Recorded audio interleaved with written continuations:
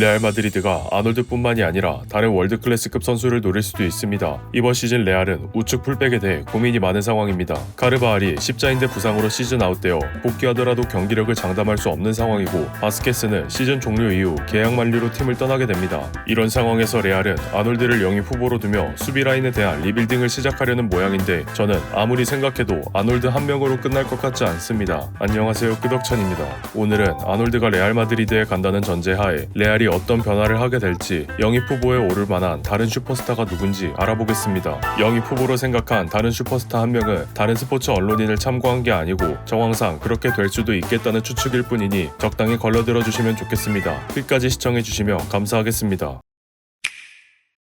아놀드를 시작으로 한 수비 라인에 대한 리빌딩을 말해놓고 왜 발베르데가 챕터의 주제인지 궁금하실 수 있습니다. 저는 발베르데가 라이트백 포지션을 소화한 것이 아놀드의 영입에 어느 정도 영향을 미쳤다 보고 있기 때문입니다. 발베르데는 이번 시즌 41경기 중 8경기를 라이트백으로 뛰었고, 맨시티와 아틀레티코 마드리드와의 챔스 경기에서 바스케스 대신 선발 출전했습니다. 발베르데가 라이트백으로 기용된 데는 몇 가지 이유가 있습니다. 첫 번째로 뛰어난 기동력입니다. 발베르데의 기동력은 포지션을 불문하고 유럽 축구 전체로 범위를 넓혀도 상위권에 속합니다. 최고 속도가 37.4를 기록할 만큼 빠르며 이는 비니시우스나 음바페에 딱히 뒤지지 않습니다. 두 번째로 발베르데의 트레이드마크인 킥력입니다. 소위 말하는 빠따가 강력한 선수인데, 발베르데는 강한 킥력을 바탕으로 후방에서 엄청난 반대전환 패스를 뿌려줍니다. 팀 선배인 토니 크로스를 연상케 하는 어마어마한 슈팅력은 단순히 골대 타격에만 쓰이는 것이 아니라 아군의 후방까지 상대를 끌어들이고 반대전환 패스로 역습을 노리는 데 쓰입니다. 발베르데의 롱패스는 총 102회로 라리가의 한정에 같은 포지션 대비 1위를 달리고 있는데, 정확도는 71.8%로 상위 10%에 해당하는 수치입니다. 이게 무슨 소리냐면 멀리 떨어져 있는 선수에 대한 시야도 굉장히 잘 본다는 소리입니다. 마지막으로 가장 중요한 축구 지능이 높습니다. 미드필더, 윙어, 풀백 모두 가능한 높은 포지션 이해도는 치트키라고 해도 될 정도입니다. 어쨌든 미드필더였던 선수를 계속 수비수를 시킬 것도 아니고 최소한 발베르데가 해줬던 만큼 해줄 수비수를 찾아야 했는데, 마침 아놀드가 발베르데와 비슷한 기록치를 가지고 있었습니다.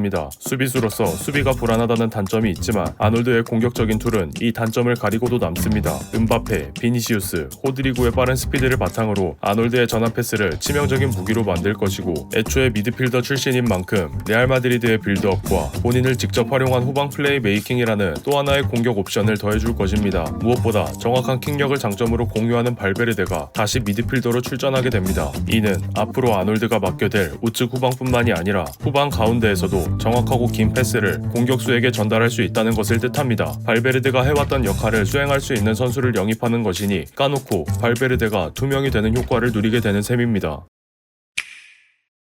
아놀드가 받을 주급은 레알의 슈퍼스타급이 아니라고 합니다. 돈 한 푼 안 들이고 영입에 가까워진 월클 선수가 팀 내 최상위권 연봉도 받지 않는다면 그만큼 다른 포지션의 영입에 유리함을 얻게 됩니다. 두 번째로 볼 포지션은 센터백입니다. 현재 밀리탕이 시즌 아웃 상태지만 카스티아에서 콜업된 아센시오가 공백을 잘 메워주었고, 리디거는 수비의 핵심 역할을 아주 잘 수행하고 있습니다. 그러나 리디거와 알라바가 계약 만료까지 1년이 남았고, 밀리탕이 한창 전성기의 나이에 시즌 아웃 부상으로 이전만큼의 퍼포먼스를 보여줄 수 있을지 불투명합니다.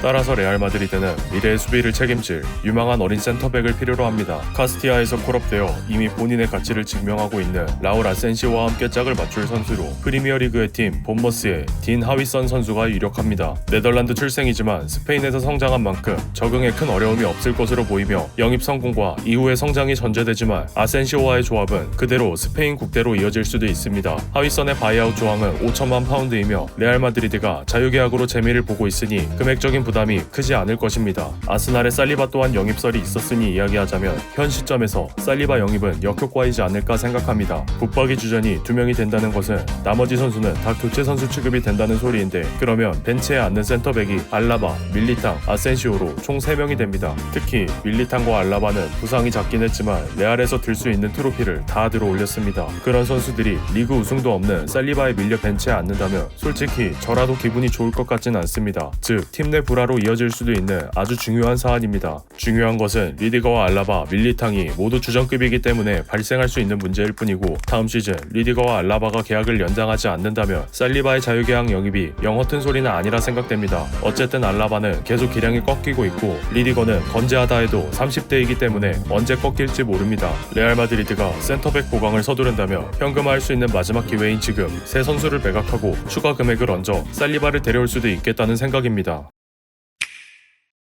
레알의 왼쪽 풀백도 고민이 많은 포지션입니다. 맨디와 프란 가르시아는 경기력에 많은 기복을 보여왔습니다. 공격과 수비 둘 중 하나라도 잘하면 좋았겠지만 모두 애매한 모습만을 보이니 영입은 필수적인 상황이었는데 레알이 그토록 데려올 수 있다고 자신하던 알폰소 데이비스는 올해 2월 미넨과 2030년 여름까지 연장 계약을 체결했고 레알은 새로운 영입 후보를 다시 찾아야만 했습니다. 다행히 좋은 퍼포먼스를 보여주던 레알 마드리드 한정에서 헐값에 영입할 수 있는 선수가 있었는데 지로나의 미겔 구티에레즈입니다. 레알 마드리드는 미겔에 대한 절반의 지분을 가지고 있으며 900만 유로의 가격으로 레알 마드리드가 영입할 수 있습니다. 레알의 왼쪽 풀백 계보를 아시는 분들이라면 맨디와 프랑 가리시아만 해도 아쉬웠겠지만 월클이 아닌 유망주 미겔인 것에 더욱 실망스러울 수 있습니다. 미겔은 지로나에서 별 다른 후보 없이 왼쪽 풀백에서 홀로 많은 역할을 수행하고 있습니다. 미겔의 수비적인 역량은 다소 아쉽지만 공격과 활동량에서의 인상적인 기량은 맨디와 프란보다 훨씬 낮기 때문에 레알은 우선 미겔의 영입에 박차를 가할 것으로 보입니다. 개인적으로 한 명 더 떠오르는 선수가 있습니다. 인트로에서 말씀드린 또 다른 슈퍼스타인데 내년 여름 계약 기간이 종료되는 AC 밀란의 테오 에르난데스입니다. 테오가 소속팀에 상당히 호의적이고 남고 싶어 하지만 현재 밀란이 좋지 않은 성적으로 챔피언스 리그에서 탈락했고 리그 9위로 다음 시즌 유럽 대항전 참가마저 불투명합니다. 밀란의 상황이 좋지 않다 보니 챔피언스 리그 진출이 보장되고 거의 매년 우승 후보로 점쳐지는 레알로의 리턴을 테오는 진지하게 생각하지 않을 수 없다고 생각합니다. 무엇보다 테오 정도의 기량이라면 최소 2년 정도는 주전이 보장될 가능성이 큽니다. 레알의 왼쪽 풀백이 마르셀로에서 맨디로 이어지며 팬들은 그 역체감을 심하게 느꼈을 것이라 생각합니다. 제가 테오를 굳이 언급하는 이유는 미겔의 수비력이 좋은 편이 아니기 때문입니다. 맨디가 그래도 가끔 보여주는 활약도가 뛰어나기 때문에 한 시즌 정도는 미겔과 맨디로 버티고 다음 시즌 테오의 영입을 준비하지 않을까 예상됩니다. 두 번째로 레알 마드리드에서 비기어를 든 경험이 있습니다. 마르셀로에 밀려 계속 벤치 신세였지만 레알 마드리드라는 팀이 가진 힘을 확실히 체감했을 것입니다. 밀란에서 챔피언스 리그는 고사하고 리그 우승도 힘들기 때문에 본인이 우승컵을 정말로 필요로 한다면 26년 여름 자유계약으로 레알에 합류할 수도 있을 듯합니다. 니코 파스 또한 레알의 영입 후보로 떠오르고 있습니다. 소속팀인 코모가 잘 알려진 팀도 아니고 니코가 아직 어린데다 주전으로서의 첫 시즌이기 때문에 이번 시즌만 놓고 봤을 때는 잘한다 하겠지만 한 시즌 반짝일 가능성도 배제할 수 없습니다. 그럼에도 불구하고 니코는 이전 챕터에서 말씀드린 미겔처럼 바이백 옵션을 달고 이적했기 때문에 레알 마드리드가 싼 가격에 영입할 수 있습니다. 만약 니코가 레알 마드리드에 합류한다면 벨링엄의 백업 역할을 맡게 될 것이라 생각합니다. 니코와 미겔 모두 영입 가능성이 높아 보이는 이유는 각각의 소속팀인 코모와 지로나가 유럽 대항전에 나갈 가능성이 극히 적기 때문입니다. 규모가 큰 팀도 아니고 금전적인 여유가 크지 않기 때문에 선수들을 매각하며 자금을 확보할 가능성이 높습니다.